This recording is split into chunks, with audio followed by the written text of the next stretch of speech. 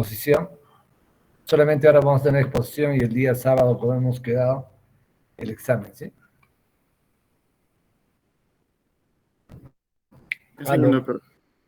Ya, perfecto. Bien, Pueden empezar, gracias. por favor. Sí, doctor. Ya.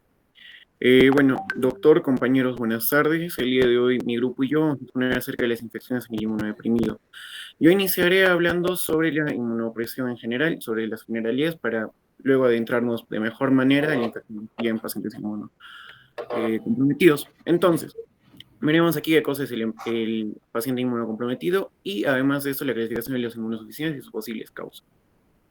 Entonces, iniciando, ¿qué es el paciente inmunocomprometido? Bueno, el paciente inmunocomprometido, como su nombre lo dice, es aquel paciente que por una causa primaria o secundaria tiene a su sistema inmunológico con una respuesta disminuida o nula frente a ciertos patógenos o ciertos agentes que puedan causar patología, incluso que puedan ser internos como algunas células cancerígenas.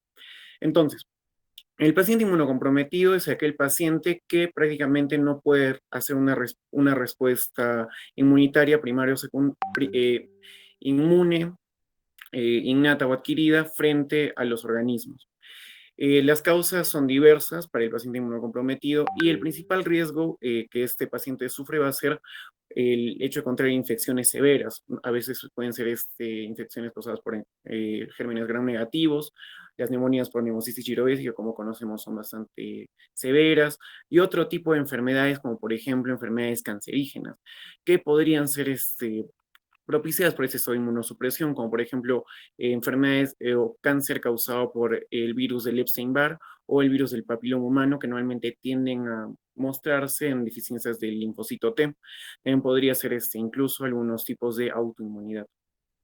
Veremos que las enfermedades que van a comprometer el sistema inmune pueden ser primarias o secundarias. Primarias, normalmente las congénitas, y secundarias las adquiridas, que muy aparte de las infecciosas como el VIH, pueden existir otro tipo de causas que más adelante vamos a mencionar. Y algo que cabe resaltar con respecto al tipo de inmunosuficiencia primaria, es que muchos de nosotros podemos tener un tipo de inmunosuficiencia con penetrancia variable. ¿Eso qué quiere decir? La estadística nos dice que una de cada 500 personas presenta cierto grado de inmunidad, de inmunodeficiencia congénita, pero por esta inmunosuficiencia congénita no siempre va a ser tan severa que va a hacernos más propensos a, por ejemplo, a contraer otro tipo de infecciones, a contraer microdisistémicas, etcétera, ya que la penetrancia es variable y no siempre va a afectarnos tanto, digamos, como contraer el síndrome de inmunosuficiencia humana adquirida causada por el VIH. Ahora, veremos los mecanismos de la inmunosupresión. Tiene diversos mecanismos que vamos a desarrollar a lo largo de la exposición, como por ejemplo la neutropenia, que se puede desarrollar a diferentes cuadros, como puede ser la leucemia, puede ser la quimioterapia, podría ser también el síndrome mielodisplásico, y normalmente se puede relacionar infecciones con gran negativos, con hongos, como por ejemplo los aspergillus. Otro tipo de mecanismo puede ser la disfunción de los neutrófilos, ya que esos pueden entrar en una misma cantidad, en una cantidad normal, pero no pueden funcionar bien, no se activan, sus gránulos no funcionan. Esto se puede ver asociado con linfoma, también podría estar relacionado con cuadros de leucemia, también con síndrome mielodisplásico, y normalmente existen las infecciones fúngicas, las predominantes en este tipo de cuadros. También las anormalidades de los linfocitos, tanto B como T, que vienen en diferentes cuadros, como por ejemplo la esplenectomía, la quimioterapia, las leucemias, etc. Y estos pueden verse comprometidos, los pacientes con este tipo de deficiencias pueden verse comprometidos con infecciones más severas bacterianas de gran negativos, o también por infecciones virales, como del citomegalovirus. Y finalmente, los problemas con respecto a las barreras anatómicas, como por ejemplo la piel, discontinuidad en la piel por lesiones, por quemaduras, por causas de mucositis, por ejemplo, que nos pueden también hacer más propensos a cierto tipo de infecciones. Ahora, veremos brevemente la inmunidad normal. Veremos que la inmunidad normal puede clasificarse como innata o adquirida. Innata, la que está predominantemente hecha por las barreras físicas y químicas del organismo, y además por los fagocitos, como podrían ser, por ejemplo, los macrófagos, neutrófilos. Y la inmunidad adquirida, hecha predominantemente por los linfocitos, excepto por los natural killer. veremos que existen diversas causas por las cuales las células, tanto la inmunidad innata o adquirida, van a verse afectadas, como por ejemplo podría ser la quimioterapia, el estado de SIDA, el trasplante de células madre, los trasplantes de órganos sólidos, y esto más que nada por cuestiones iatrogénicas, por el consumo de corticoides, que es necesario para ese tipo de condiciones, que aquí está mencionado también. Ya por fines de tiempo ya no vamos a mencionar las diferentes células de la inmunidad innata y adquirida, pero aquí están todas en este cuadro. Ahora, veremos con respecto a las infecciones inmunodeprimidos. Veremos que, por ejemplo, en neutropenia, como se mencionó anteriormente, puede estar relacionado a ciertos cuadros y vamos a ver diferentes patógenos que solamente afectan a pacientes de este tipo o predominantemente afectan a pacientes que tienen ese tipo de inmunosuficiencia. Por ejemplo, en bacterias podemos encontrar el Staphylococcus aureus, el Staphylococcus epidermidis, y en virus, el virus del herpes simple, por ejemplo. Los hongos, obviamente, van a verse manifestados, por ejemplo, la candidiasis o también el aspergillus. Con respecto al deterioro de la inmunidad celular, los linfocitos T, vamos a ver que existen otro tipo de bacterias, como por ejemplo podría ser la Nocardia, la Legionella, ciertos tipos de protozoos como la Pneumocystis jirovecii, que causa cuadros bastante severos, o los virus del citomegalovirus, la varicela zoster, etc. Y así tenemos diferentes tipos de cuadros que van a verse relacionados con diferentes tipos de microorganismos que vamos a ir mencionando a lo largo de nuestra exposición. Y como mencioné anteriormente, existen diferentes causas por las cuales un paciente puede volverse inmunocomprometido. En este caso, encontré ese cuadro que nos puede mostrar algunas causas de inmunosupresión secundaria, que podría ser por ejemplo, pacientes hematológicos, oncomatológicos, pacientes con quimioterapia, radioterapia, pacientes adultos mayores, pacientes que usan corticoides, con enfermedades endocrinológicas, hepatopatía, etc. Ahora, ya con respecto a la clasificación de las inmunodeficiencias, vamos a ver que se pueden clasificar en dos tipos: las inmunodeficiencias primarias y las inmunodeficiencias secundarias.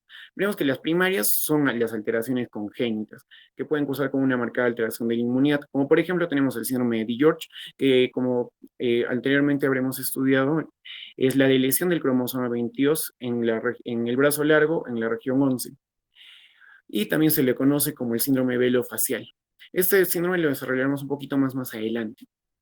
Veremos que las alteraciones se suelen relacionar alteraciones que comprometen el desarrollo leucocitario, enzimático, de citocinas, etc.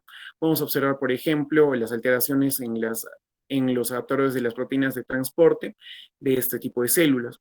Y veremos que las inmunodeficiencias primarias van a afectar tanto la inmunidad innata como la adaptativa. Puede haber defectos en los neutrófilos como en los linfocitos de igual manera. Y finalmente veremos, por ejemplo, que en la inmunidad innata, en los fagocitos y en el complemento van a verse afectadas, por ejemplo, sus proteínas o sus gránulos, mientras que en la inmunidad adaptativa podemos observar las inmunodeficiencias combinadas graves, que son aquellas que comprometen la inmunidad celular, como humoral, linfocitos B y T. Y con respecto a las inmunodeficiencias secundarias, podemos observar que las inmunodeficiencias secundarias surgen a causa de hábitos, tratamientos y otro tipo de condiciones ambientales o que pueden condicionarnos a adquirir un tipo de inmunodeficiencia. Veremos que existen tres tipos de mecanismos. Primero, la inmunosupresión, que puede deberse a una complicación biológica o otro proceso patológico. Segundo, las inmunodeficiencias iatrogénicas, que pueden surgir a base de complicaciones del tratamiento de otro tipo de enfermedades o de otro tipo de cuadros, que pueden ser causadas, por ejemplo, con los corticoides en el caso de un trasplante. Y la tercera causa o el tercer mecanismo patogénico, que vendría a ser las inmunodeficiencias adquiridas, que pueden ser adquiridas por una infección que predominantemente está generada por el virus de la inmunodeficiencia humana, que puede causar el cuadro de SIDA.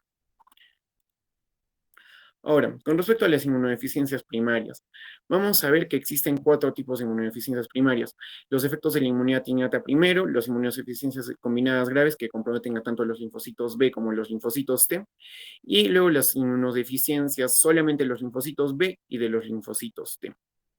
Primero, con respecto a la inmunidad innata, vamos a ver que podemos encontrar diferentes deficiencias en las actividades fagocitas de los fagocitos, como la falta de adhesión de los leucocitos en los lugares de infección. Es decir, los leucocitos no van a responder a las quimiosinas y por lo tanto no van a llegar, por ejemplo, a una respuesta inflamatoria al llegar al lugar donde necesitan estar.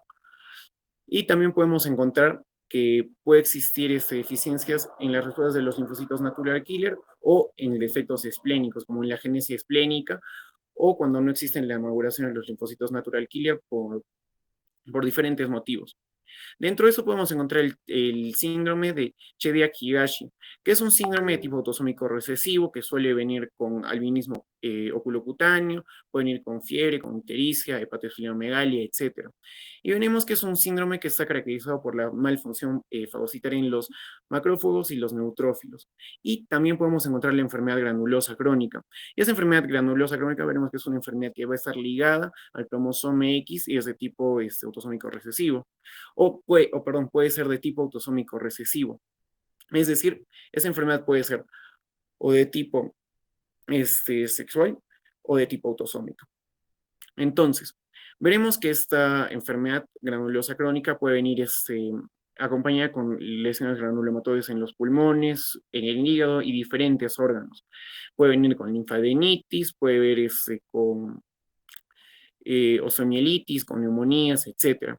Y veremos que es una patología que se caracteriza porque el fagocito no tiene unidades reactivas de oxígeno para poder acabar con los microbios. Es decir, el fagosoma no funciona.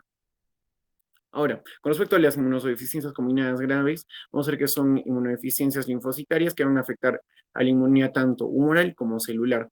Vemos que lo más común es que se afecte el linfocito T y secundariamente a la afección del linfocito T se afecta el linfocito B, aunque en algunos casos pueden verse afectados ambos al mismo tiempo, totalmente independientes uno del otro. Veremos que dentro de esto podemos encontrar ciertas infecciones graves como la neumonía por Pneumocystis jirovecii. Una enfermedad bastante famosa es el síndrome de George o el síndrome velocardiofascial que mencioné anteriormente, que veremos que va a venir acompañado por un aspecto facial que es bastante característico, como el de niño que ponemos aquí, con implantación baja de las orejas, con cardiopatías congénitas, normalmente son anomalías del callado de la aorta, o podemos tener hipoparatiroidismo, infecciones a repetición, etc. Y ese síndrome está causado por justo esa lesión 22q11, y veremos que va a causar una agenesia del timo y un mal desarrollo del timo, por lo cual no va a haber una correcta maduración de los linfocitos T y se va a desarrollar todo este cuadro. Ahora tenemos las definiciones de la activación de los linfocitos B y la activación de los linfocitos T. Vamos a ver que sea en el caso de los linfocitos B van a afectar a la inmunidad humoral y va a hacer que los linfocitos no se desarrollen en células plasmáticas y posteriormente no se puedan producir inmunoglobulinas o anticuerpos. Podemos observar dentro de este cuadro la gamma globulinemia, que es un síndrome, o bueno, una enfermedad ligada al cromosoma X, y veremos que viene acompañado con infecciones cutáneas, con neutropenias, con hipoplasia linfoidea, puede venir un incremento del riesgo de la artritis infecciosa y ciertos tipos de cáncer. Y veremos que la globulinemia va a ser relacionada con la reducción del número de los linfocitos B y por lo tanto no va a haber producción de anticuerpos. Y con respecto a la deficiencia en la activación del linfocito T, vamos a ver que existen diferentes causas para que exista la mala activación de los linfocitos T, donde podemos encontrar los diferentes defectos en el complejo del receptor de células T o una expresión defectuosa en las moléculas del complejo mayor de histocompatibilidad que van a ser totalmente dependientes los linfocitos T de estas. Y dentro de eso podemos encontrar el síndrome de Wiskott-Archis, que va a ser una enfermedad recesiva ligada al cromosoma X también. Y veremos que normalmente hay un incremento de las infecciones de tipo piógenas, puede haber eczemas, puede haber trombocitopenia, incluso puede haber hemorragia digestiva, puede haber diarreas severas, etcétera, etcétera, etcétera. Veremos acá un cuadro donde podemos observar que existen diferencias entre las inmunodeficiencias que afectan a los linfocitos T o B. Veremos que, por ejemplo, en las deficiencias de linfocitos B podemos encontrar las bacterias piógenas y, por ejemplo, en la deficiencia de linfocitos T podemos encontrar la infección por el Pneumocystis jirovecii. Y ahora, con respecto a las inmunodeficiencias secundarias, aquí vamos a encontrar diferentes causas. Vamos a ver que existen inmunosupresión secundaria, que por ejemplo podría ser secundaria a la malnutrición, a las neoplasias, a las infecciones y a las causas iatrogénicas. Por ejemplo, Podemos encontrar en las causas iatrogénicas el uso elevado de los corticoides para el tratamiento de cierta enfermedad. Luego de esto también podemos encontrar que, por ejemplo, la desnutrición va a ser bastante frecuente en los países que están en vías de desarrollo, podría ser Perú, justo porque no hay una buena cantidad de proteínas para poder generar suficientes células del sistema inmune. También en los países que presentan o en los pacientes que presentan cáncer, tienen a ser más propensos a generar infecciones por el consumo de proteínas, y si es que afecta a la médula ósea mucho más, porque obviamente no va a haber una buena génesis de las células inmunitarias. Y en el caso iatrogénico, que la inmunosupresión causada por fármacos. Y en el caso de las causas infecciosas de la inmunosupresión, ya todos conocemos el virus del VIH que puede causar el estadio de SIDA, pero existen también otro tipo de infecciones que pueden venir junto a inmunosupresión secundaria. Por ejemplo, podemos encontrar el virus linfotrófico T humano, que puede venir junto a inmunosupresión, o también el virus del sarampión, porque afectan a los linfocitos T y no permiten también un correcto desarrollo de la respuesta de los linfocitos T CD4, algo similar a lo que pasa con el VIH. O también podemos encontrar infecciones, por ejemplo, relacionadas con la malaria, que anualmente se viene con una inmunosupresión afectada por el linfocito T, y normalmente se puede encontrar en niños en las regiones endémicas donde existe el paludismo. Aquí podemos encontrar algunas causas de inmunosupresión, como podrían ser causas endocrinas, como la diabetes mellitus, causas gastrointestinales como la insuficiencia hepática, las causas hematológicas como la anemia plástica, las leucemias. Podemos encontrar las causas iatrogénicas como ciertos fármacos que vamos a ver en la siguiente diapositiva, las causas infecciosas, las causas nutricionales, las causas fisiológicas, renales, etcétera, etcétera, etcétera. Y aquí podemos encontrar algunos tipos de fármacos que no necesariamente van a ser corticoides, que por ejemplo pueden ser los fármacos antiepilépticos como la lamotrigina, que pueden venir con cuadros de inmunosupresión. Podemos encontrar los fármacos antirreumáticos, los modificadores de la enfermedad. Podemos encontrar los citotóxicos quimioterápicos, las rapamicinas, etc. Y aquí finalmente tenemos un cuadro que nos muestra las diferencias generales de las inmunodeficiencias primarias o congénitas y las secundarias o adquiridas, y la propensión que existe a enfermarse de ciertos entes patógenos en cada uno de los cuadros. Por ejemplo, en las primarias o congénitas, los influenza, Streptococcus pneumoniae o Staphylococcus. En las secundarias o adquiridas nos muestra más las causas diversas que ya mencionamos anteriormente.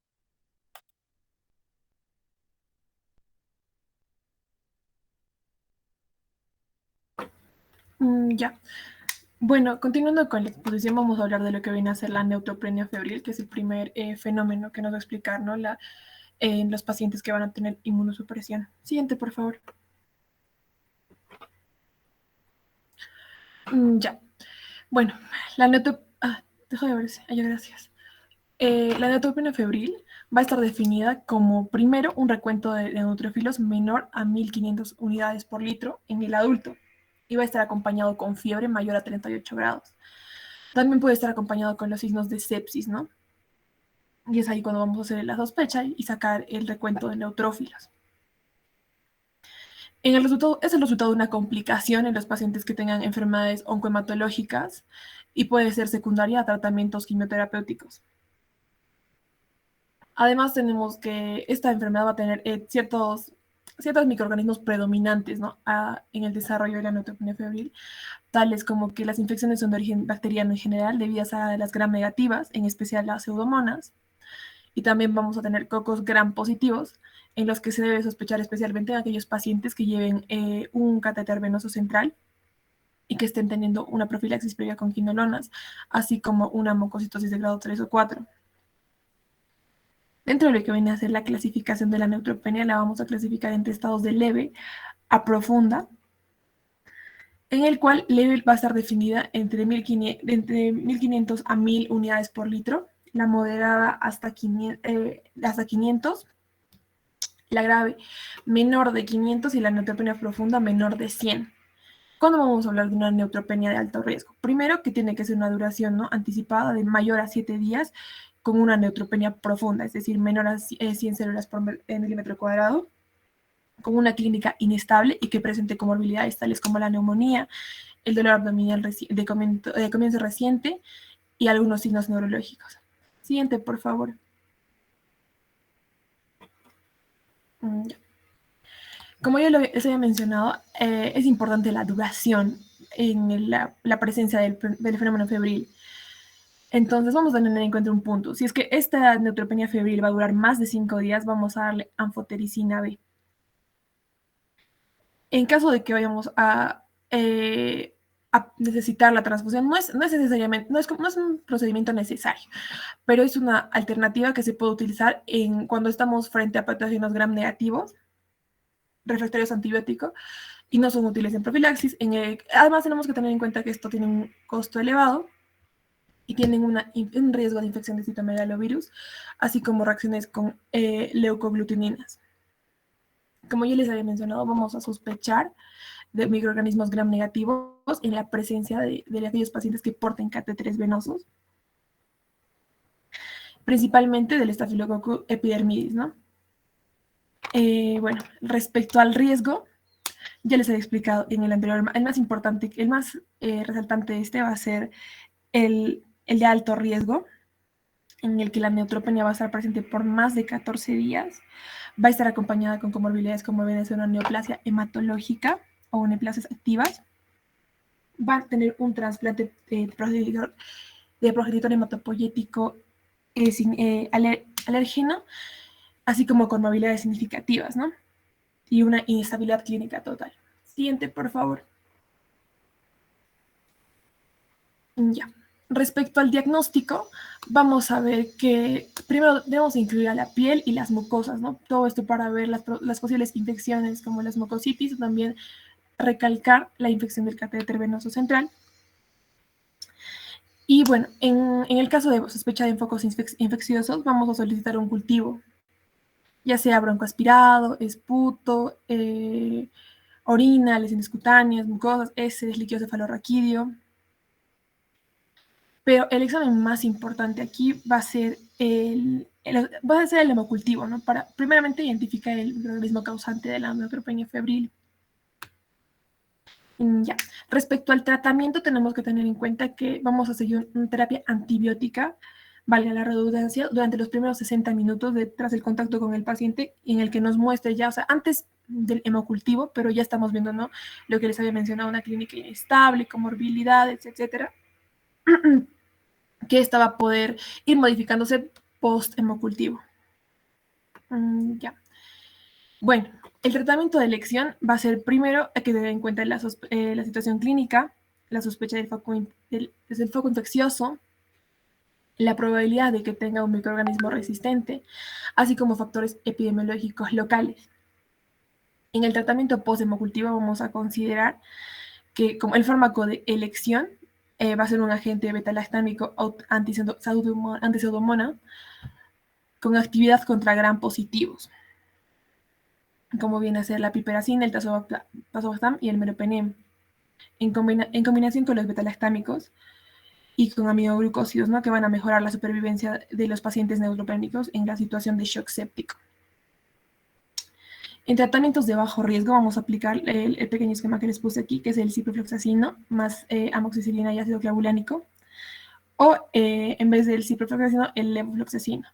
En caso de lo que vienen a ser estados de alergia a las penicilinas, vamos a usar el ciprofloxacino o levofloxacino más clindamicina o moxifloxacino.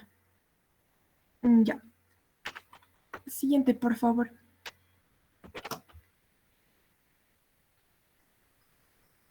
Siguiente, por favor, Wilma.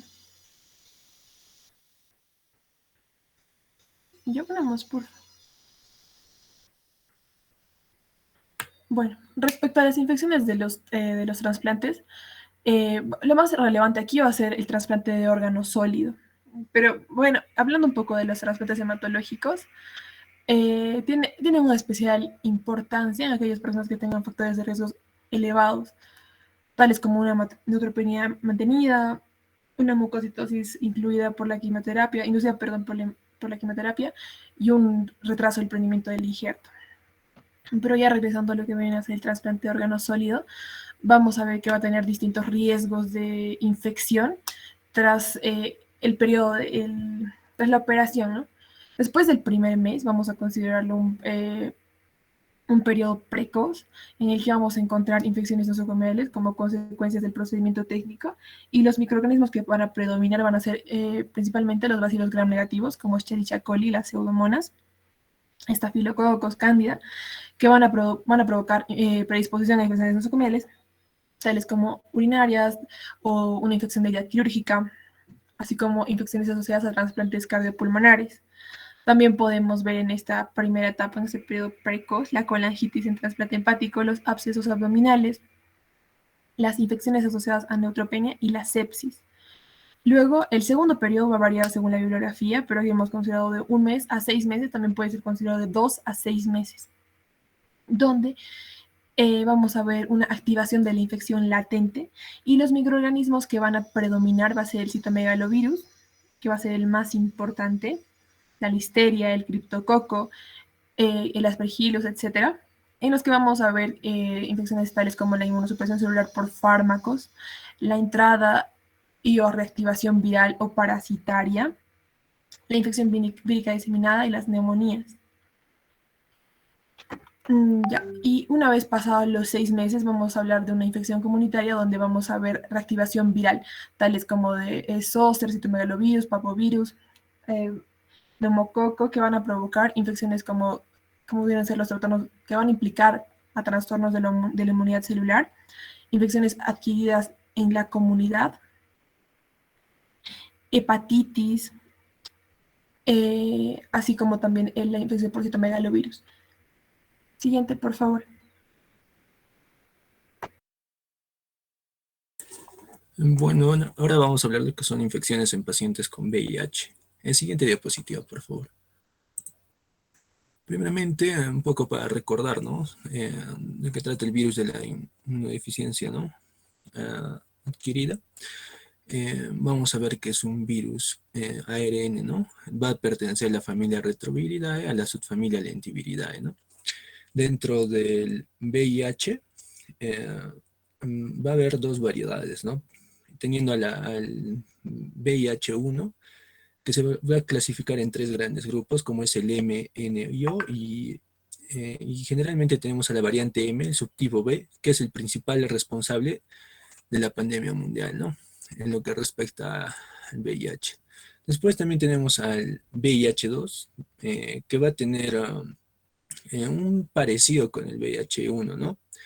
Pero este es, podríamos decirlo, que es detectado sobre todo en lo que es en África Occidental, ¿no?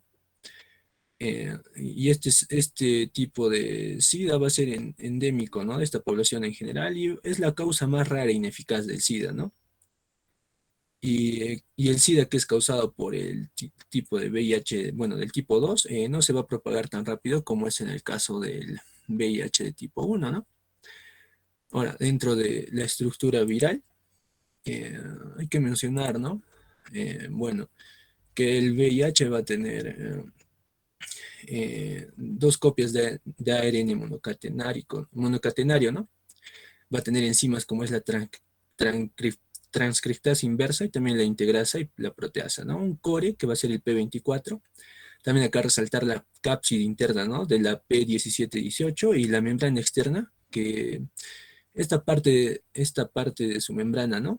Plasmática, ahí es donde se va a encontrar lo que es, donde se van a unir, ¿no? El gen GP41, ¿no? Y el GP120, ¿no? Esto va a ayudar a que entren nuevas células diana, ¿no? También vamos a tener dentro de sus genes y funciones a un gen POL que va a codificar las enzimas, a un gen GAP que van a ser el P24 y el P17, y también al gen GP41 y al gen GP120, ¿no? Bueno, dentro de su epidemiología y transmisión vamos a ver que va a ser en un mayor porcentaje dado por las relaciones homosexuales, ¿no? En el caso de la transmisión heterosexual, en un 30%, ¿no? El uso de drogas por vía parenteral se va a dar en un 4%, y en el caso de la transmisión vertical o perinatal, ¿no? Esto puede ocurrir a lo largo del embarazo, ¿no? Esto generalmente se da en el parto o posparto, o en el posparto por la lactancia materna, ¿no? Eh, Siguiente diapositiva, por favor. Bueno, en las infecciones en pacientes con VIH vamos a tener que las células diana del VIH son las que van a tener el receptor del CD4, ¿no? Al que se une el GP126. Ahí vamos a tener a los linfocitos CD4 y también vamos a tener a las células del sistema fagocítico mononuclear, ¿no? ¿Qué va a ocurrir? Acá va a ocurrir un reconocimiento, un cambio conformacional y una absorción del virus al interior de la célula, ¿no? Y fusión e internalización. Aparte del receptor CD4, también va a ser necesario que haya una unión a un correceptor, ¿no? Ya sea un correceptor CCR5 o CXCR4, ¿no? Bueno, ¿cómo es que se diagnostica, no? Bueno, para el diagnóstico, en lo que se va a bueno, se puede realizar técnicas serológicas, ¿no?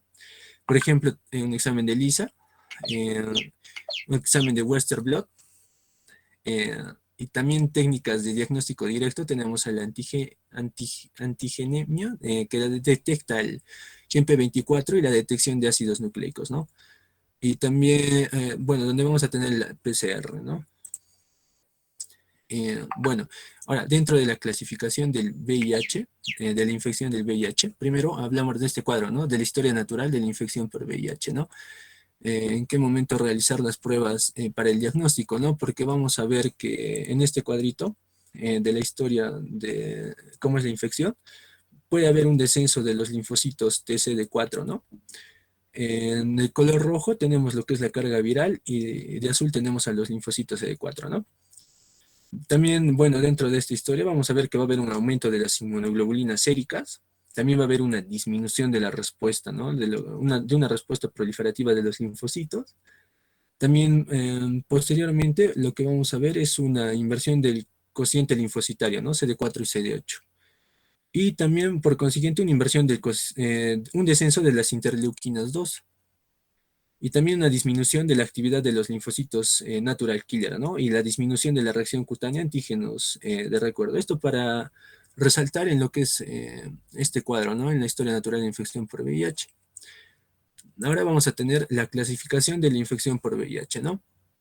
Bueno, esta clasificación clínica va a estar dada por grupos, ¿no? Primeramente vamos a tener, o bueno, por categorías. Vamos a tener bueno, en dos tipos, ¿no? Una clasificación clínica y una clasificación inmunológica. Primero, la clasificación clínica en la categoría A, esta es dada, bueno, esta se caracteriza por una primoinfección y una fase asintomática, ¿no? Una fase de linfadenopatía generalizada y persistente. Y también, bueno, en la categoría B, dado por el deterioro inmunológico y no es muy grave. Y en la categoría C, por enfermedades oportunistas. Y bueno, dentro de la clasificación inmunológica, esta va a ser en base al recuento de los linfocitos CD4, ¿no?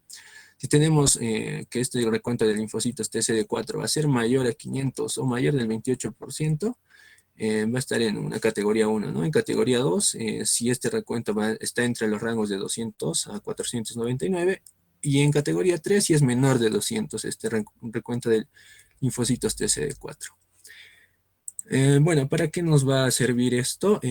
Un clic más, por favor. En el siguiente cuadro, vamos a ver que, bueno, estas categorías van a ayudar a identificar qué eventos se pueden producir, ¿no? Por mencionarlos. Por ejemplo, en una categoría A, como ya mencioné, que incluye una primoinfección clínica, ¿no? O síndrome retroviral agudo. Acá no vamos a ver muchos síntomas, ¿no? Porque es asintomática. Pero en cambio, en la categoría B va a comprender patologías que no van a incluir las categorías tanto A y C, ¿no? En este caso pueden manifestarse cuando hay un deterioro inmunológico, ¿no? Que no es muy grave. Por ejemplo, vamos a ver una angiomatosis bacilar o una candidiasis oral, ¿no? Se puede presentar lo que es la candidiasis vulvovaginal también, ¿no? O resaltando también una leucoplasia oral vellosa o el herpes zóster, ¿no? o una trombocitopenia asociada al VIH, o también una infección por Listeria monocitógenes, ¿no? O una enfermedad inflamatoria pélvica. En el caso de la categoría C, esto va a incluir las enfermedades oportunistas que son típicas de las fases más avanzadas de la enfermedad, ¿no? Como son la candidiasis traqueal, bronquial o pulmonar, también las candidiasis esofágica o el carcinoma cervical invasivo, la coccidiomicosis extrapulmonar, también el criptococosis extrapulmonar. También vamos a tener, ¿no?, lo que son las retinitis, la encefalopatía por VIH, ¿no?, el herpes simple, que inicia con una úlcera mucocutánea, ¿no?, de más de un mes de evolución. También la histoplasmosis, también podremos descartar, resaltar la isosporiasis crónica, ¿no?, sarcoma de Kaposi. También la tuberculosis pulmonar o extrapulmonar, y entre otras, ¿no?, la neumonía por neumocitis yerevesi, o ya sea una neumonía recurrente, ¿no? Siguiente diapositiva, por favor. Bueno, vamos a empezar primero por las infecciones oportunistas, ¿no?, que se van a dar en los pacientes con VIH. Los vamos a agrupar vamos a agruparlas en infecciones fúngicas, en infecciones por parásitos, en infecciones bacterianas y en infecciones por virus. Empezando por el primer grupo, que son infecciones fúngicas, ¿no? Vamos a tener a la cándida, ¿no? Que es más frecuente, ¿no? Este agente es más frecuente en los pacientes con una infección de VIH, ¿no? Y bueno, habitualmente es de naturaleza superficial, ¿no? Y va a afectar exclusivamente a lo que son acá mucosas, ¿no? Y es raro encontrar formas invasivas. En este caso, que sería la candidemia, ¿no? Esta puede afectar a la mucosa oral, conocida como muquet, a la faringe o vaginal, ¿no? En este caso se van a evidenciar lesiones sobrelevadas y blanquecinas, ¿no? Y en etapas más avanzadas de la inmunodeficiencia se puede producir candidiasis traqueal, ¿no?, bronquial, pulmonar o esofágica. Bueno, el diagnóstico, ¿cómo es que se realiza, no? Se basa en un cultivo de exudado de la zona afectada, ¿no? Y el tratamiento es básicamente tratar de lo que son las lesiones orales o vaginales, ¿no? Y se puede utilizar lo que es nistatina tópica. O en infecciones más graves, en este caso, se puede usar un tratamiento sistémico con ya sea fluconazol u otros azoles, ¿no? O con equinocándidas, o podría utilizarse la anfotericina B, ¿no? Siguiente diapositiva, por favor. Bueno, dentro del grupo también de infecciones fúngicas tenemos al Cryptococcus neoformans, ¿no? Esta va a ser la causa más frecuente de lo que es la meningitis en VIH, ¿no? Bueno, esta se da generalmente cuando hay un recuento de linfocitos TCD4 que va a ser menor de 100, ¿no? ¿Y cómo es que se adquiere, se adquiere esta patología? Esto se adquiere por la inhalación de lo que son las levaduras, ¿no? Esto tras que el paciente estuvo expuesto a los excrementos de la paloma, ¿no? Entonces se puede producir un cuadro de meningitis subaguda, ¿no? Donde podemos encontrar en el líquido cefalorraquídeo o lo que son las pleocitosis. Esto generalmente es de predominio linfocitario, también una marcada hipoglucorraquia e hiperproteinorraquia, ¿no? Y bueno, también se va a acompañar esto con una hipertensión intracraneal. ¿Esto por qué se da, no? Porque estas levaduras van a bloquear la reabsorción del líquido cefalorraquídeo, ¿no? Y también puede afectar otros órganos como son el pulmón o el próstata. ¿Cómo es que diagnosticamos el Cryptococcus neoformans? Primero hay que tener una presunción, ¿no? De que el paciente estuvo expuesto a las heces de paloma, ¿no? Bueno, entonces vamos a visualizar, podemos utilizar lo que es la tinción china, ¿no?, del líquido cefalorraquídeo. Y el diagnóstico se va a confirmar tras la detección de un antígeno capsular, ¿no?, del Cryptococcus mediante lo que es un procedimiento que consiste en la aglutinación de partículas de látex en el líquido cefalorraquídeo, ¿no? Este es más útil y más sensible que la tinta china, ¿no? En el tratamiento para el Cryptococcus neoformans, de elección va a ser la anfotericina B, ¿no? El liposomal. Esta se puede asociar con una 5-flucitosina, ¿no? Y aquí es necesario realizar al paciente, ¿no?, unas punciones lumbares, esto de forma frecuente, ¿no?, para lo que es evacuar el líquido cefalorraquídeo y controlar esa hipertensión intracraneal que se ha producido, ¿no? Siguiente diapositiva, por favor. Bueno, tenemos también dentro de las infecciones fúngicas a la neumocistis girovesi, ¿no? Bueno, también conocida como bueno, esta solo va a producir patología en sujetos gravemente inmunodeprimidos, ¿no? Como en los pacientes con una infección de VIH y un recuento de los linfocitos TCD4 menor de 200, ¿no? El cuadro típico acá es de una neumonía subaguda, ¿no? Donde vamos a ver que va a estar el paciente con hipoxemia progresiva y escasa tos sin expectoración. Bueno, si se le realiza una radiografía al paciente de tórax, esta vamos a ver que va a haber infiltrados intersticiales bilaterales, ¿no? Con un patrón microquístico. Y bueno, acá muchos pacientes en su radiografía, bueno, que tienen ya VIH, ¿no? O están inmunodeprimidos, puede salir normal, ¿no? Resaltar eso. Pero esto puede complicarse con la aparición de un neumotórax espontáneo. Acá también vamos a ver qué otra característica es la elevación de las cifras del LDH, ¿no? ¿Y cómo es que vamos a diagnosticarlo? El diagnóstico se realiza mediante una visualización de microorganismos, ¿no? En lo que es el esputo. Esto generalmente,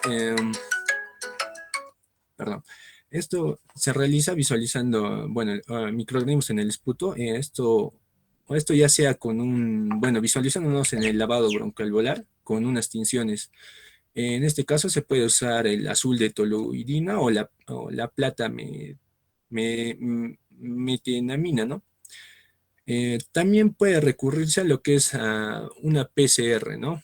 Bueno, acá el tratamiento que se puede utilizar es el trimetoprim sulfametaxazol, ¿no? También podemos utilizar en casos graves, ¿no? En lo que son el uso de esteroides, y esto se añade al tratamiento, ¿no? Y ya si se está administrando el trimetoprim.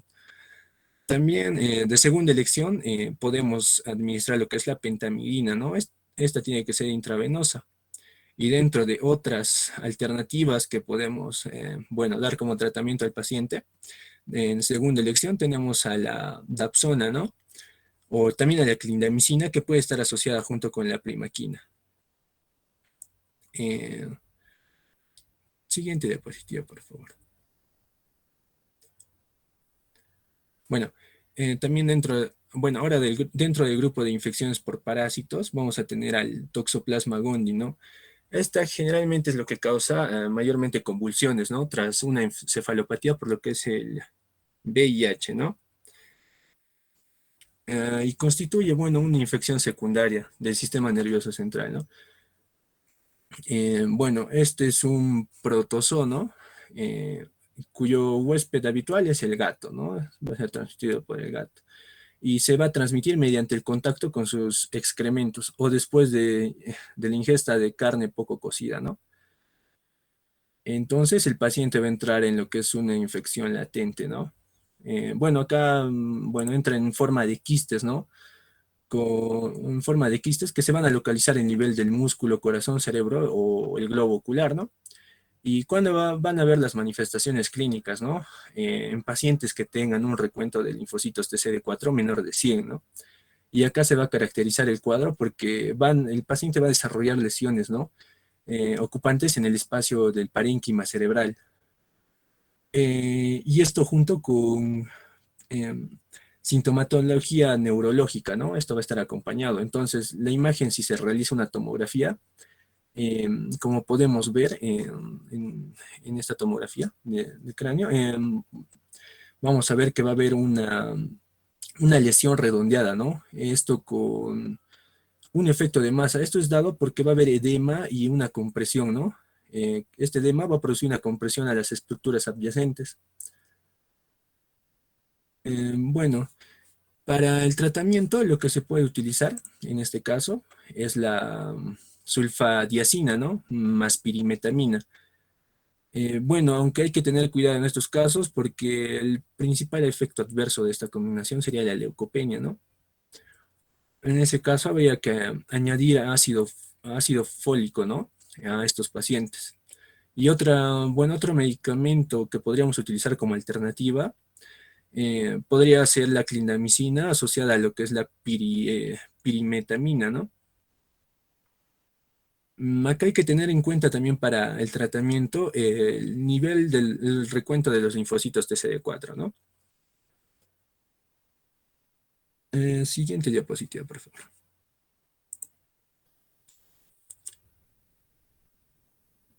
Siguiente.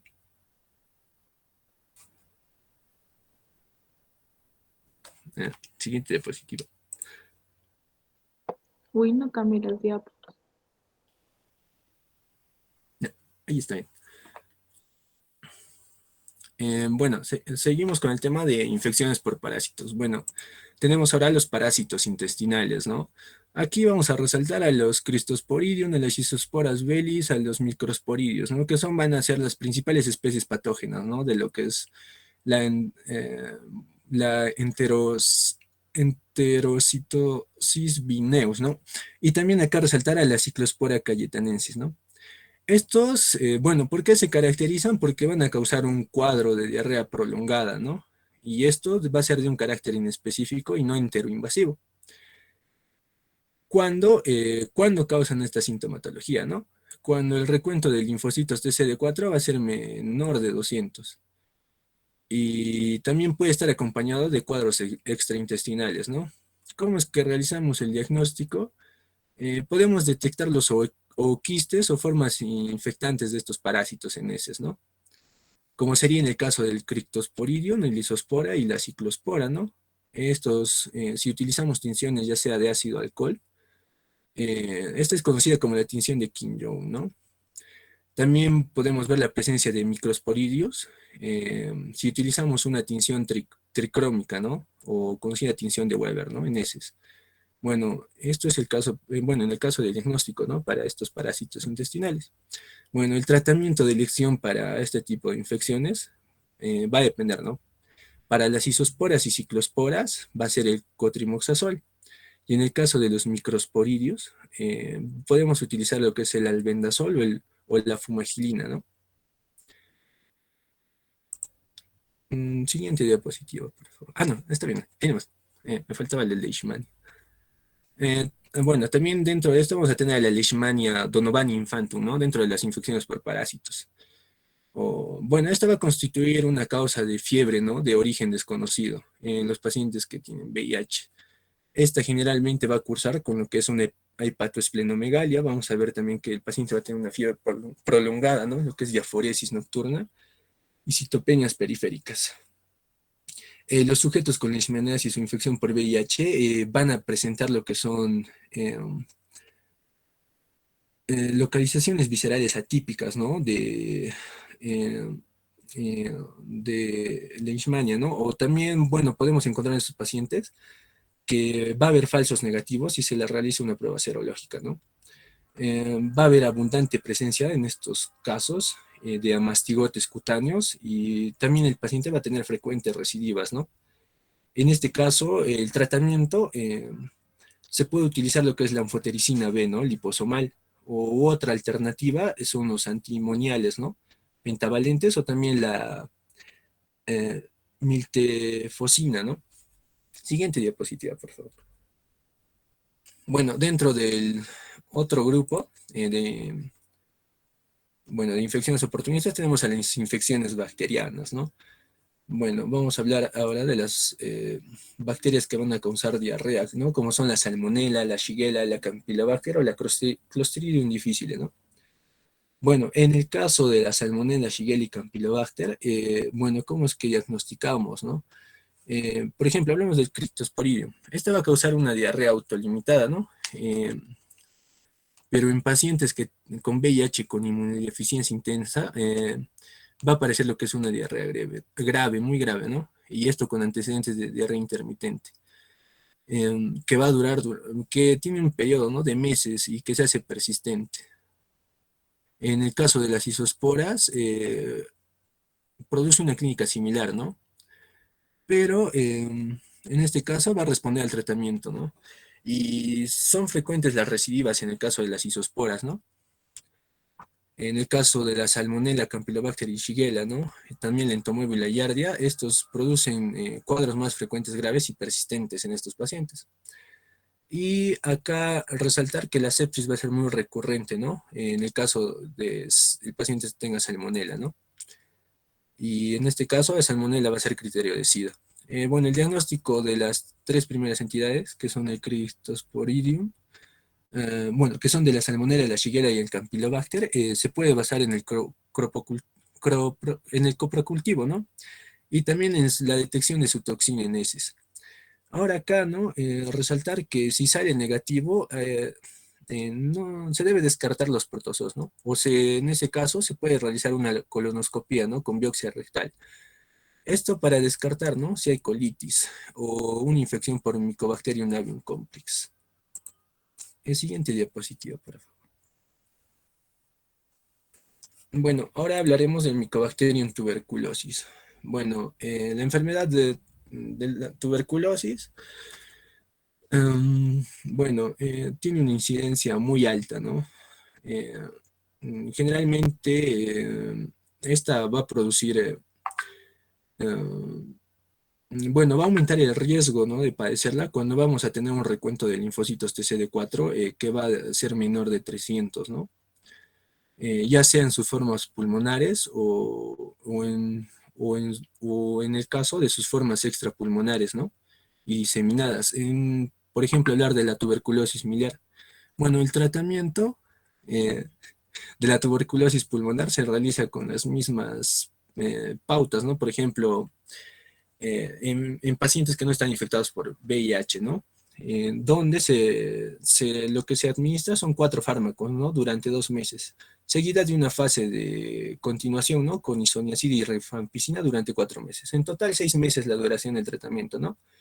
Ya que, por qué dar este tratamiento? Ya que la probabilidad de respuesta al tratamiento puede ser comparable, ¿no? En pacientes que tienen tuberculosis con VIH y en pacientes que no la han tenido, ¿no?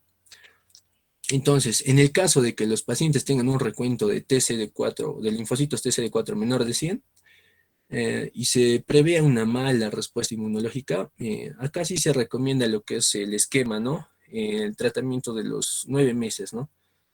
El esquema que con respecto a un tiempo de 9 meses. Siguiente diapositiva, por favor. Bueno, también tenemos al Mycobacterium avium complex, ¿no? Que es una micobacteria típica, ¿no? Y va a producir una infección en fases muy avanzadas de la enfermedad, ¿ya? Generalmente cuando hay un recuento de linfocitos TCD4 ya menor de 50, ¿no? Y suele manifestarse con fiebre, diaforesis y pérdida ponderal, ¿no? También con dolor abdominal y diarrea, ¿no? En algunos casos. Y también puede haber lo que es afección pulmonar. Bueno, el diagnóstico se puede realizar mediante un hemocultivo o biopsia, ¿no? Eh, Acá es donde pueden verse los bacilos. Y bueno, el tratamiento de elección se basa en la utilización, ¿no? Donde podemos combinar lo que es la claritromicina con el etambutol y una rifamicina, ¿no? Como ya podría ser la rifampicina, la ribabutina o la rifapentina, ¿no? Este tratamiento aplicarlo durante al menos 12 meses, ¿no? Siguiente diapositiva, por favor. También tenemos dentro de las infecciones bacterianas al Rhodococcus equi, a la Bartonella henselae, ¿no? Bueno, el Rhodococcus equi, que va a ser un cocobacilo gram positivo aerobio, ¿no? Puede producir cuadros de neumonía necrotizante, ¿no? Particularmente en sujetos o, bueno, en pacientes que han tenido contacto con ganado equino, ¿no? Bueno, el tratamiento de esta entidad del Rhodococcus equi es la eritromicina, ¿no? O también se puede utilizar, o bueno, asociarlo, ¿no? A la eritromicina, la rifampicina o la vancomicina. En el caso de la Bartonella henselae, es un agente etiológico, bueno, esta es conocida como la enfermedad por arañazo de gato, ¿no? El paciente con infección por VIH va a producir un cuadro cutáneo vascular, ¿no? Denominado angiomatosis basilar. Aquí vamos a ver que a nivel visceral se va a conocer o va a producir lo que es la peliosis hepática, ¿no? Bueno, el diagnóstico de esta entidad se realiza mediante una biopsia, ¿no? O mediante un cultivo de sangre, y el tratamiento de elección puede ser la eritromicina o la citromicina. Ahora pasamos al último grupo. El siguiente diapositiva, por favor, que vendría a ser las infecciones por virus, ¿no? Donde vamos a tener al citomegalovirus que va a producir En manifestaciones clínicas, cuando el recuento de linfocitos TCD4 ya va a ser inferior a 100, ¿no? Puede producir adrenalitis necrotizante, colitis, esofagitis, ¿no? Esta esofagitis en casos con escasas úlceras se puede presentar, ¿no? O en este caso, estas úlceras pueden incluso llegar a perforarse. También puede haber un cuadro de meningoencefalitis y también retinitis, ¿no? La retinitis por el citomegalovirus bueno, se manifiesta de una forma en la que se va a perder la visión. Bueno, se va a perder la visión, ¿no? Y este es irreversible, ¿no? El diagnóstico, en este caso, se puede utilizar lo que es la inmunohistoquímica, ¿no? O también, bueno, mediante esto de la inmunohistoquímica o una prueba de PCR en sangre periférica, ¿no? Ahora, como vimos, o bueno, como mencioné, puede producir lo que es una retinitis, ¿no? Entonces también le podemos, bueno, al paciente realizar un examen con el oftalmoscopio, ¿no? Para ver si hay hemorragias o exudados amarillentos a nivel perivascular, ¿no? En el ojo. Bueno, el tratamiento para este caso podemos utilizar lo que es el ganciclovir, ¿no? Este se utiliza por vía oral. Ahora, si hay un caso de resistencia, podemos utilizar el que es el Foscarnet, ¿no? O el Sidofovir. Bueno, eh, eh, esto verificando generalmente sus aspectos, bueno, sus reacciones adversas, ¿no? Porque el Foscarnet puede producir una toxicidad renal, ¿no? O el Sidofovir, ¿no? Que también produce una toxicidad renal o hipotonía ocular. Siguiente diapositiva, por favor. También vamos a hablar acá, ¿no? Dentro de este grupo se encuentran el virus del herpes simple y el virus de la varicela zoster, ¿no? Bueno, el virus del herpes simple que va a producir una infección recurrente, ¿no? Esto a nivel orolabial, ¿no? Genital y perianal. También puede ocasionar lo que es la esofagitis. Estos, en el caso de la esofagitis, se va a caracterizar porque va a haber úlceras pequeñas, ¿no? Y el tratamiento de elección en el caso del virus del herpes simple, vendría a ser el aciclovir, ¿no? Ahora, en el caso de la varicela, del virus de la varicela zoster, en estos pacientes el VIH va a producir infecciones cutáneas extensas, ¿no? Esto generalmente afecta varios dermatomas, ¿no? Y son muy dolorosos y también puede ocasionar lo que es una meningitis, ¿no? El tratamiento de elección en este caso vendría a ser el aciclovir, pero este va a ser aplicado por vía intravenosa a dosis altas, ¿no? Esto generalmente es en las formas más graves, ¿no? Bueno, y siguiente diapositiva, por favor. Bueno, también tenemos dentro de las infecciones por virus, el virus del Epstein-Barr y el virus del herpes humano tipo 8, ¿no? De Epstein-Barr, que generalmente está relacionada con un linfoma de tipo Burkitt, el linfoma cerebral primario y una neumonía intersticial, ¿no? Ahora, en el virus del herpes tipo 8, esto generalmente está, bueno, está implicado en lo que es la etiología del sarcoma de Kaposi, ¿no? También en la enfermedad de Castleman multicéntrica y en el linfoma primario, ¿no? En las cavidades, en lo que respecta a cavidades serosas, ¿no? En la siguiente diapositiva, por favor.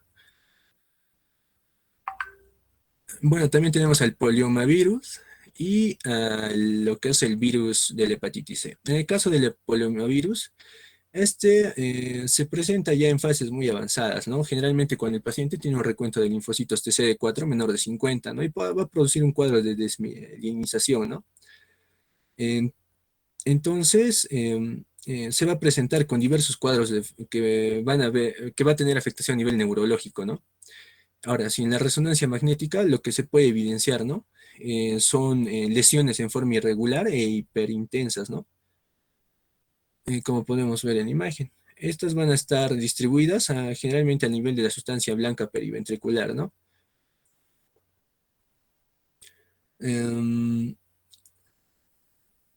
Ahora esta leucoencefalopatía multifocal progresiva, ¿no? También puede aparecer en pacientes con esclerosis múltiple, ¿no? Resaltar eso.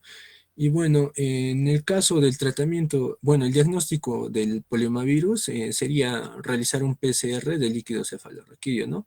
O una inmunohistoquímica en biopsia cerebral. Bueno, el tratamiento, bueno, que podemos aplicar en el caso de la poliomavirus serían tratamientos antirretrovirales, ¿no? Eh, bueno, ahora el virus de la hepatitis C, este generalmente va a causar lo que es una hepatopatía crónica, ¿no? En pacientes que tienen VIH. Bueno, en el caso de la relación o la coinfección, ¿no? De pacientes con VIH y el virus de la hepatitis C, van a tener un mayor riesgo de evolución a lo que es cirrosis, ¿no? Y desarrollar lo que es un carcinoma hepatocelular. Bueno, sobre todo tener en cuenta eso, ¿no? Siguiente diapositiva.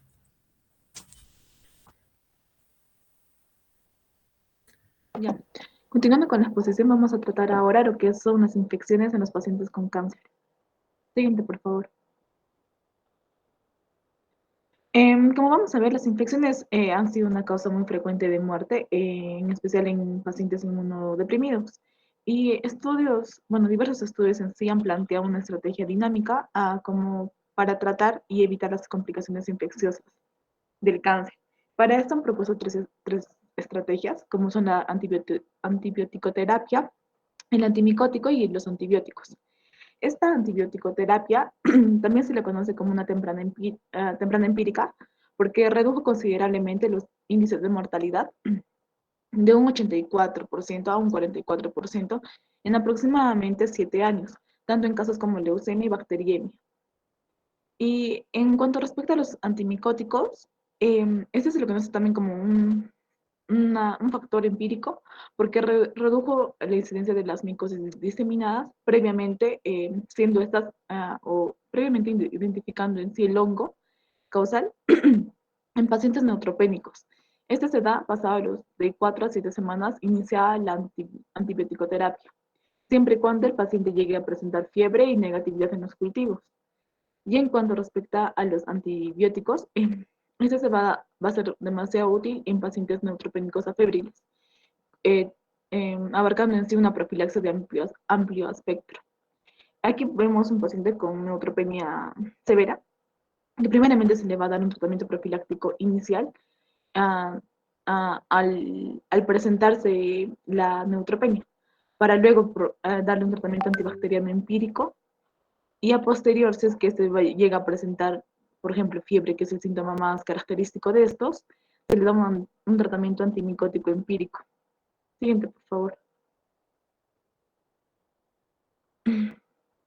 Las infecciones se van a dar característicamente por las fallas en las barreras normales, que estas en sí van a predisponer a los pacientes inmunodeprimidos, como por ejemplo, tenemos la barrera física, cuya lesión va a ser, por ejemplo, las soluciones de continuidad de la piel, que se va a asociar más que todo con cáncer de cabeza, cuello, carcinoma espinocelular, lo que va a causar en sí una enfermedad en el paciente como es la celulitis o una infección cutánea extensa. A otro tipo de defensa está el vaciamiento de cúmulos de líquido, que se deben más que todo a una obstrucción de orificios como son los uréteres o los conductos biliares o el colon.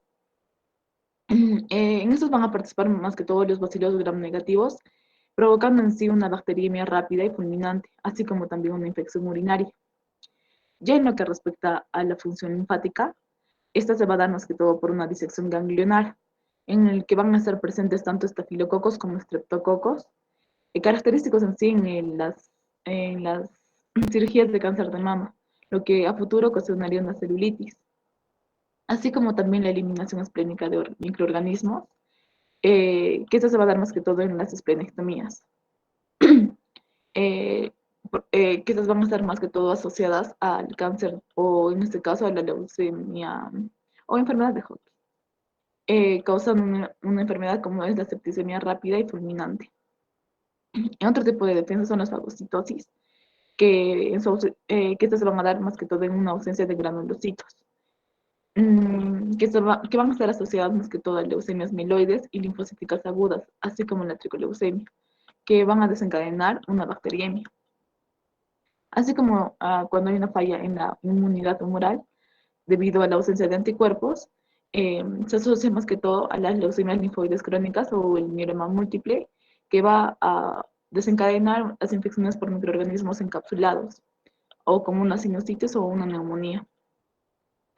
Así también tenemos un fallo en la inmunidad celular debido a la ausencia de linfocitos T, como se ve en la enfermedad de Hodgkin, en una leucemia o linfoma de linfocitos T, eh, originando infecciones por bacterias intracelulares, hongos, parásitos o ciertamente también una reactivación del virus.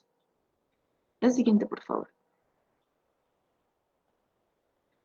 Ya, en las infecciones relacionadas con tipos específicos de cáncer, vamos a ver que, por ejemplo, en el mieloma múltiple, los microorganismos que van a producir tal infección van a estar involucrados los estreptococos pneumoniae, los hemófilos influenzae y la Neisseria meningitis. Así como también la leucemia linfoide crónica. A ver, por ejemplo, en lo que respecta al mieloma múltiple, a la leucemia linfoide, los microorganismos que van a ser presentes o van a ser característicos de estas van a ser tanto el Streptococcus como el Haemophilus y la Neisseria. Ya en las leucemias mieloides blásticas están presentes lo que son las bacterias extracelulares gram positivas como las gram negativas, así también los hongos. Y ya en la enfermedad de Hodgkin están presentes los micobacterios, la salmonella, los cryptococcus, el mycobacterium avium. Y en lo que respecta al linfoma no Hodgkin y la leucemia linfoblástica aguda, los microorganismos que van a producir esta infección van a ser más que todo los pneumocistis. Y en los tumores de colon y recto están presentes los Streptococcus bovis, y en la tricoleucemia están también presentes los patógenos intracelulares. La siguiente, por favor. Ya.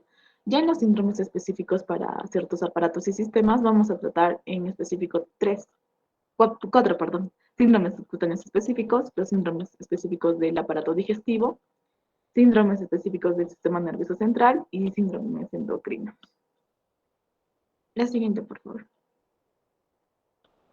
Ya en los síndromes cutáneos específicos, vamos a ver que son estas lesiones cutáneas en sí. Su aspecto nos va a permitir establecer un diagnóstico de una infección bacteriana o micótica.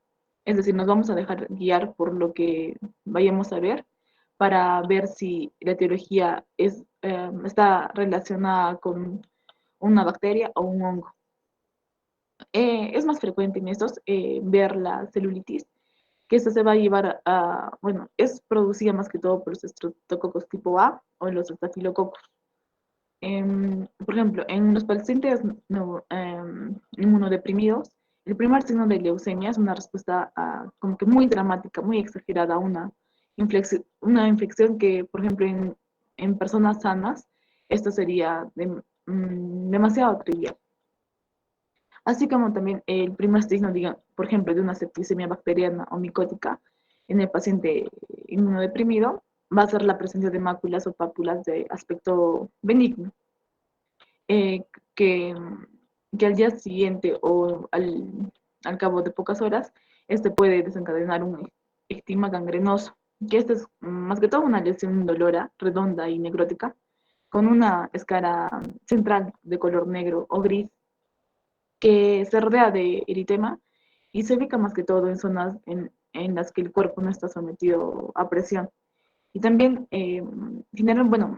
generalmente esta estima va acompañada de una bacteriemia, producida más que todo por las pseudomonas aeruginosas. Vamos a ver que estos tipos de infecciones se van a ver más que todo en pacientes neutropénicos. ¿Y cuándo es que lo llamamos así? Cuando van a presentar un cierto episodio de neutropenia, en el que van a presentar leucocitos polimorfonucleares funcionales menor a 500. La siguiente, por favor. Por ejemplo, aquí tenemos en la imagen la pápula de la bacteriemia causada por la Escherichia coli en un paciente neutropénico que cursa con leucemia linfocítica aguda, y la misma lesión al día siguiente. Aquí vemos en sí un estigma gangrenoso, redondo, necrótico, característico con una escara central negra y también rodeado de eritema. La siguiente, por favor. Otros síndromes asociados a los síndromes cutáneos específicos es el síndrome de Sweet o la dermatosis neutrofílica febril y también el síndrome de Steven-Johnson. El síndrome de Sweet se vio por primera vez en mujeres con un recuento de reticulocitos alto, que eso se va a que esto se va a dar por la presencia más que todo de leucocitos en la porción profunda de la dermis, con un edema del cuerpo papilar. Esto es característico en sí de los pacientes que tienen cáncer neutropénico y más que todo en los que tienen leucemia mielocítica aguda. Las lesiones van a estar presentes en lo que es la cara, el cuello, brazos y se acompañan de fiebre. Y lo característico de esto es que la velocidad de eritrosedimentación va a estar muy acelerada. Y el tratamiento para este va a ser la prednisona 60 miligramos por día. Ya en el síndrome de Steven-Johnson, este es característico porque el paciente va a presentar en sí una hipersensibilidad que va a desencadenarse por infecciones o drogas, como estos son sometidos a quimioterapia, a la administración de fármacos fuertes. Los pacientes llegan a desarrollar este síndrome, el que es característico porque va a tener ampollas en la piel y en mucosas. Se acompaña también de una fiebre de 39 a 40 grados centígrados, cefalea, malestar, dolor de garganta y boca, y por ejemplo en la estomatitis va a ser un síntoma precoz con vesículas sobre los labios, lengua y las mucosas orales. Su tratamiento para este síndrome va a ser las citocinas.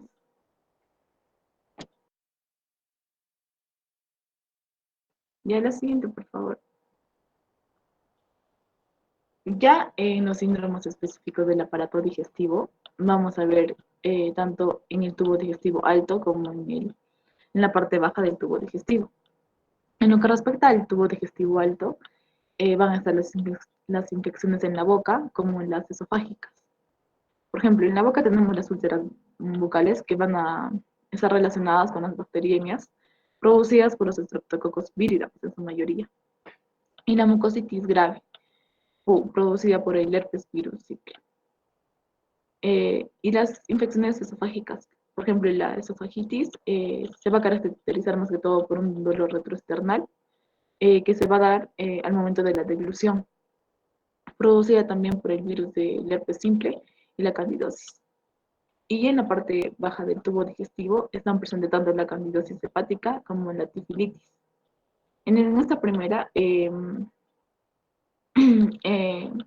lo característico en sí de esta es porque la fiebre que va a presentar el paciente no va a responder en sí a los antibióticos y también va a cursar con un cuadro de dolor e hipersensibilidad abdominal o también puede presentar náuseas. Y en lo que respecta a los exámenes bioquímicos, la fosfatasa alcalina va a ser muy elevada y su diagnóstico se va a deber más que todo a la detección de levaduras o pseudohifas en las lesiones granulomatosas. Ya en la tifilitis, también se le va a denominar colitis necrosante o colitis neutropénica, o también se le llama enteropatía necrosante o síndrome iliocecal. Eso se va a diagnosticar porque el paciente va a presentar fiebre e hipersensibilidad en la fosa ilíaca derecha, así como también un engrosamiento en la pared del ciego. La siguiente, por favor. Ya en los síndromes específicos del sistema nervioso central, tenemos a la meningitis, a la encefalitis y a los tumores del encéfalo. La meningitis se va a dar más que todo por la infección de Cryptococcus o por la listeriosis. Que estos están más que todo relacionados a los receptores de trasplante de médula ósea y en los pacientes que van a recibir quimioterapia. Ya en encefalitis, primero vamos a tratar lo que son las quimioterapias citotóxicas de altas dosis Y como segundo aspecto es la quimioterapia que afecta a la función de los linfocitos. Y el tercero es los anticuerpos que van a eliminar los linfocitos. También se va a dar esta en pacientes que van a cursar con una infección por el virus de la varicela zoster. Ya en los tumores del encéfalo, va a ser evidente masas tumorales que van a cursar con cefalea, fiebre y anormalidades neurológicas, que se originan más que todo por las bacterias como son la nocardia y los hongos como son los Cryptococcus o los aspergillus. También se han visto casos en los que van a estar relacionados con parásitos, como en este caso vendría a ser el toxoplasma. Y en ciertas ocasiones también se ha visto que se ve como que relacionado o asociado con el virus de Epstein-Barr. La siguiente, Will. Ya.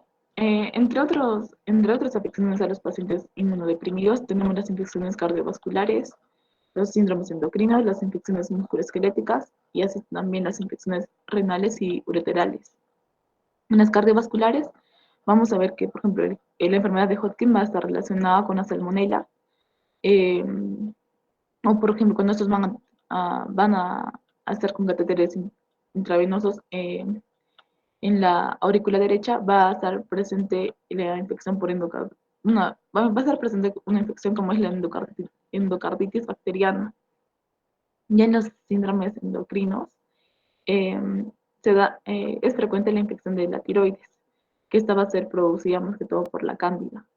Y el diagnóstico va a estar enfocado en la gamografía con leucocitos marcados con indio o una gamografía con galio.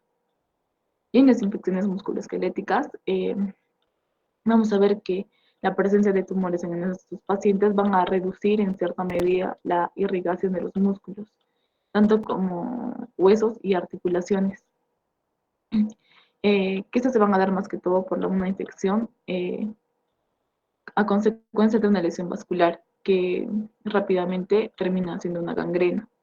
Y en las infecciones renales y bilaterales, vamos a ver que en las infecciones que van a estar relacionadas al riñón se va a dar por una cándida.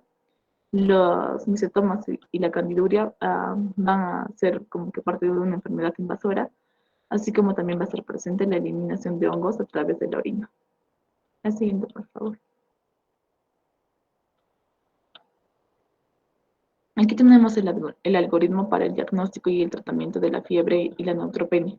Por ejemplo, en la valoración inicial va a estar dada por una exploración física en la que se va a apreciar lesiones cutáneas, mucosas y sitios de punción intravenoso, así como una zona perirectal. También es importante tomar en cuenta el recuento de granulocitos y el recuento absoluto menor a 500. Y los hemocultivos también, así como la radiografía de tórax y otras exploraciones, según anamnesis, por ejemplo, si es necesario en esputo, orina o una biopsia cutánea. El tratamiento inicial es iniciar en sí con antibióticos, tanto para aerobios gram negativos y gram positivos. Y en lo que respecta al seguimiento, es la detección en sí del sitio infectado evidente, para luego tratar la infección con los mejores antibióticos disponibles. En sí, reducir eh, no va a ser uno de los objetivos específicos para lograr una gran mejoría en el paciente. Y lo que sí cabe precisar aquí es que se debe continuar tratando a los aerobios gram positivos como gram negativos, para luego continuar el tratamiento hasta hasta que la neutropenia mejore.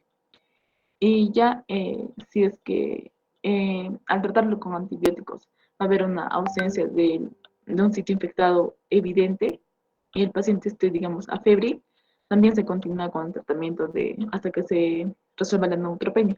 Pero de presentar fiebre al paciente, se le añade un antimicótico de amplio espectro. La siguiente, por favor. Ya.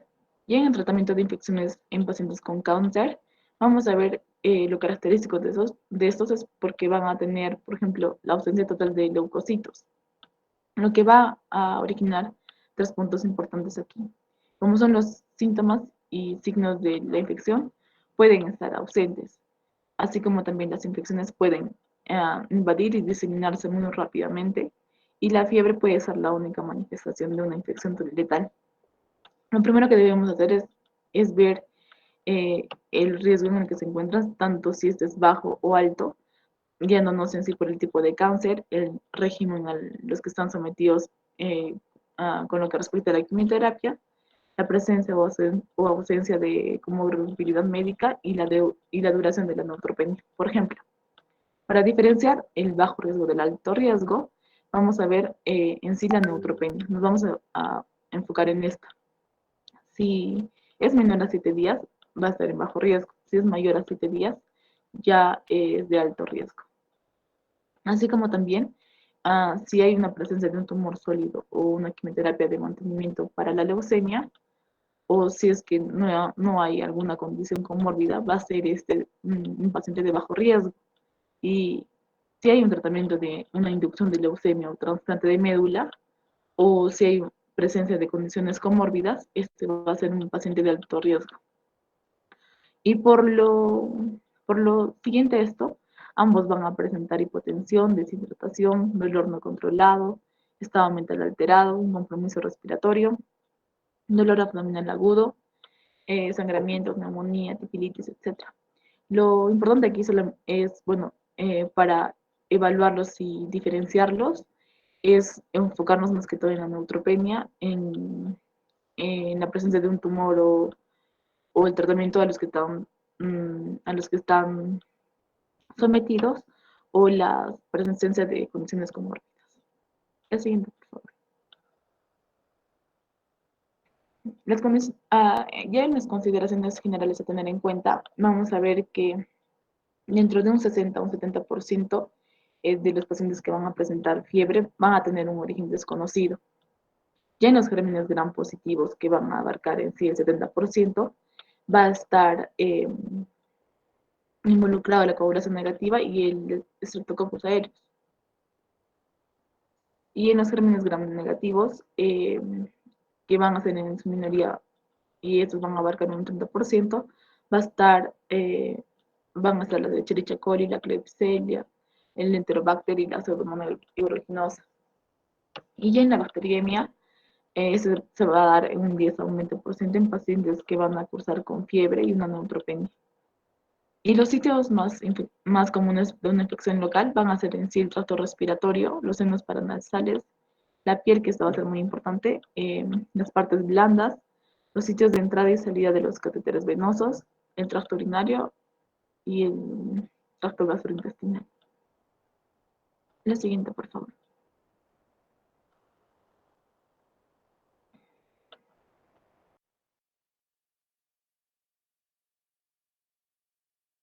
Ya. Ya en los pacientes neutropénicos, el tratamiento se va a abarcar más que todo en pacientes neutropénicos con cáncer y en los pacientes neutropénicos con cáncer también, en uno no neutropénicos y en el otro neutropénicos. En los que no presentan un cuadro de neutropenia, vamos a ver que el tratamiento empírico va a, va a, ser, va a iniciarse en sí con antibióticos de amplio espectro, como en este caso podría ser la ceftriaxona, que va a estar indicada en pacientes que van a tener en sí catéteres venosos insertados. Aquí es importante resaltar que la vancomicina en sí no se va a recomendar para pacientes con fiebre sin signos localizados, pero sí va a estar indicado si es que hay una alta incidencia de estafilococo aéreo resistente a la medicina en el hospital, así como también infecciones del túnel.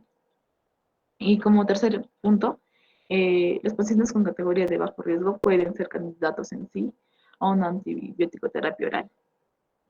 Y ya en los pacientes neutropénicos con cáncer, en sí la supervivencia va a ser mayor al 90%, siempre y cuando se inicie con una terapia empírica inicial. Por ejemplo, una monoterapia en pacientes neutropénicos febriles. Por ejemplo, los antimicrobianos, como son la penicilina con actividad anti-pseudomonas, tanto la ticarcilina como la piperacilina o el tazobactam. Ambos pueden ser endovenosos. Aminoglucósidos como la micacina o la gentamicina. O las cefalosporinas de amplio espectro, como en este caso serían la ceftazidima o la cefepime, o los glucopéptidos como la vancomicina, o los carbapenem, en este caso sería un meropenem, de 1 gramo a cada 8 horas endovenoso, o las quinolonas, como la ciprofloxacina, que son 500 miligramos cada 12 horas endovenosa. Y en los pacientes con bajo riesgo se les da en sí un tratamiento oral, como es el ciprofloxacino, de 750 miligramos cada 12 horas, y el amoxicilina más el ácido clavulánico. Y en caso de ser, por ejemplo, alérgico a la penicilina, se puede sustituir con una amoxicilina por una clindamicina. La siguiente, por favor.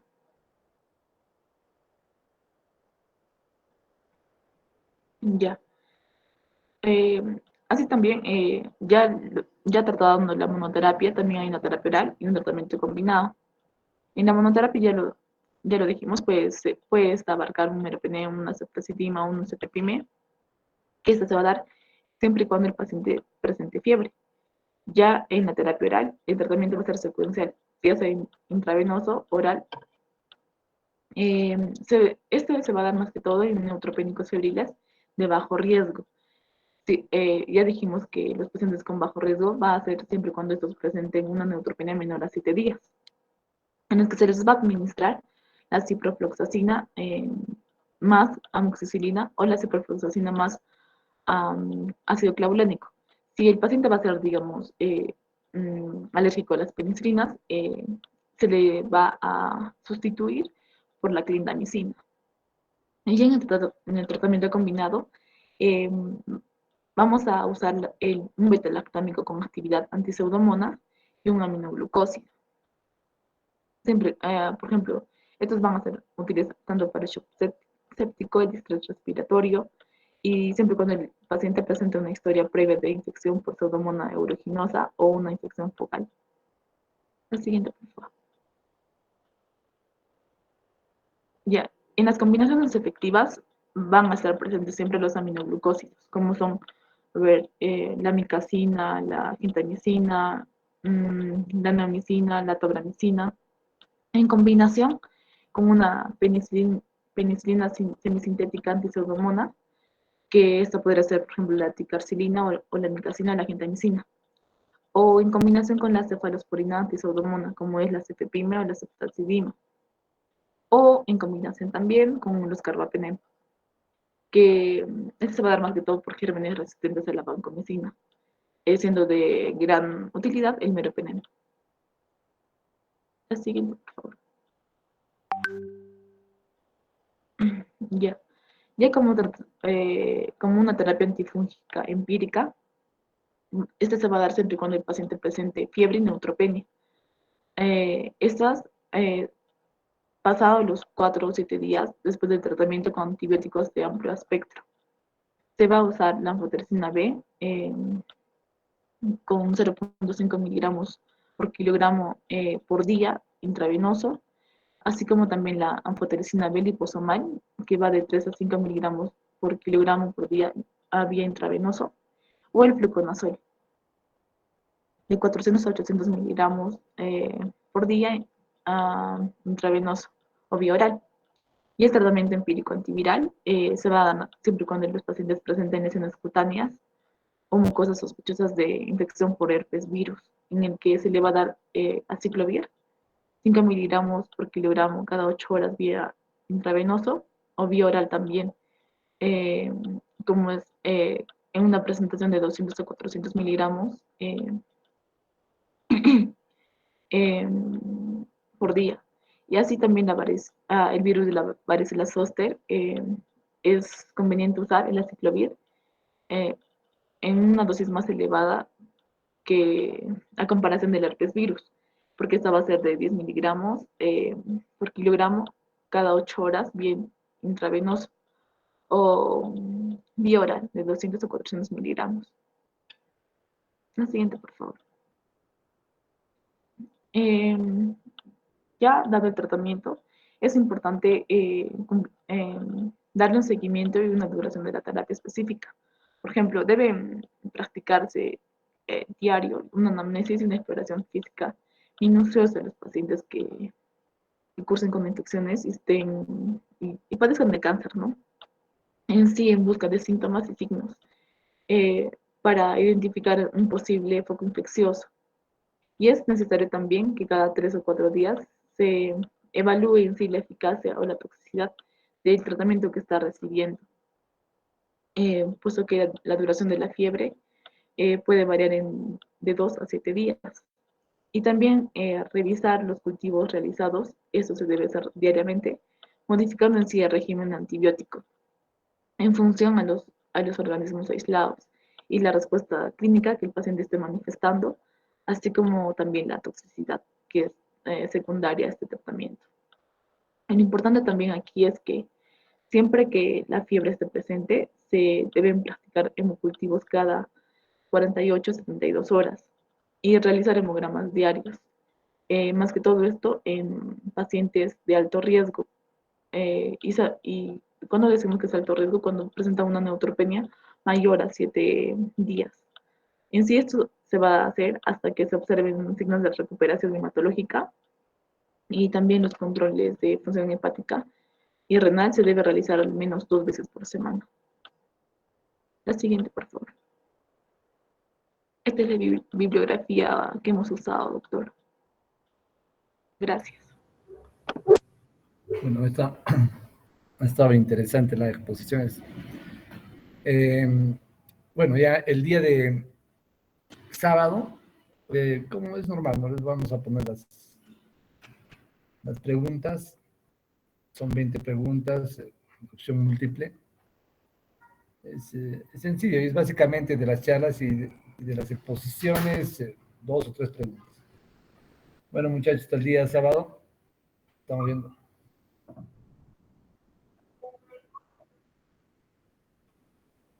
Es 45 minutos. Bueno, hasta el día sábado, chicos. Un favor a Paola, ¿sí? ¿Podría llamar a la lista? Bien, gracias.